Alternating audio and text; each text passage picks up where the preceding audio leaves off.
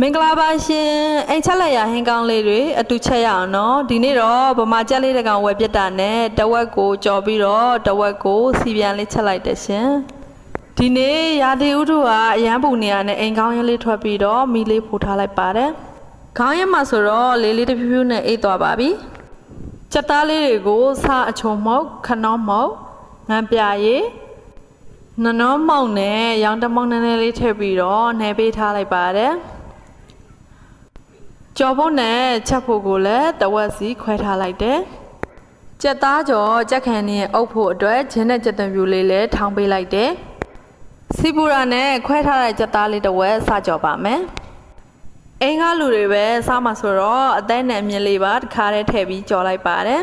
။အတွန်းသားလေးတွေပါနုနက်တော့အောင်အဖုံးလေးအုပ်ကြော်လိုက်တယ်။ကြက်သားလေးတွေကြက်ပြီးဆုံးမှချင်းကြက်သွန်ပြူထောင်းထားတာလေးတွေအုပ်ပေးလိုက်ပါတယ်။ကြက်အသေးရဲ့အယောင်ကကြက်သားကိုအယောင်ကူးသွားစေတတ်လို့တငယ်ချင်းတို့အနေနဲ့အယောင်ဝန်းဝန်းလေးပဲကြိုက်တာဆိုရင်အတူတူရောမကြော်ကြဘူးအကြံလေးပေးခဲ့ပါတယ်ရှင်။ကဲကြက်ကြော်လေးတော့ရပါပြီ။ကြက်သားကြော်လေးတွေကိုအရင်မကြွက်ခင်မှာချလိုက်ပါတယ်မိုးရဲ့အမေပေါ့နော်လူကြီးစားမှာဆိုတော့ကဲခုကတော့ကြံနေတဲ့ကြက်သားလေးတစ်ဝက်ကိုစချက်ဖို့ချင်းချက်သွန်ပြူရုပ်တိချောက်ကလေးတွေထောင်းလိုက်ပါပြီ။ပြီးတော့ရင်တော့ကြက်ရုံလေးစီတက်ပြီးတော့တဘာဝချိုတိုင်းလေးပဲချက်ပါမယ်ကြက်သွန်နီတို့ခန်းချင်းတီတို့မထည့်တော့ပါဘူးရှင်ကဲကြက်သားလေးတွေထည့်ပြီးတော့လှိမ့်လိုက်ပါပြီကြက်သားတွေကိုပေါင်ပစ္စည်းလေးတမသွားပြီဆိုရင်တော့စုံစည်းရည်လေးနည်းနည်းထည့်ပြီးတော့စုံစည်းရည်လေးခန်းတဲ့အထိခဏပြန်ပြီးတော့လှိမ့်လိုက်ပါအောင်မရှင်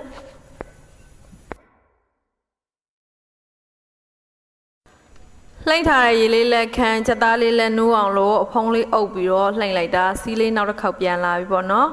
စီးလေးပြန်လာရင်တော့ရေဆွတ်ပါမယ်အချက်ဖြစ်တဲ့အတွက်ရေကိုမြုပ်တဲ့ဆိုရုံလေးပဲဆွတ်ပြီးတော့ချက်ပေးထားလိုက်ပါတယ်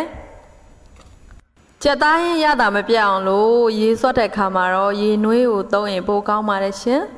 မိုးကတော့စူပီတာရေနွေးလေးကိုဆွတ်ပြီးချက်လိုက်တာပေါ့နော်နှစ်ရေပဲဆွတ်လိုက်ရပါတယ်ကဲခုဆိုရင်တော့ရောင်အဆင့်အနှံ့ရတာနဲ့ပြည့်စုံတဲ့ကြက်သားစီပြန်ချက်လေးရပါပြီရှင်ခုလိုစောင့်ကြည့်ရှုပေးလို့အားလုံးကိုကျေးဇူးတင်ပါတယ်ရှင်ကဲတငယ်ချင်းတို့ရေနောက်ထပ်ဗီဒီယိုမှာပြန်တွေ့ကြမယ်နော်အားလုံးပဲဘိုင်းဘိုင်း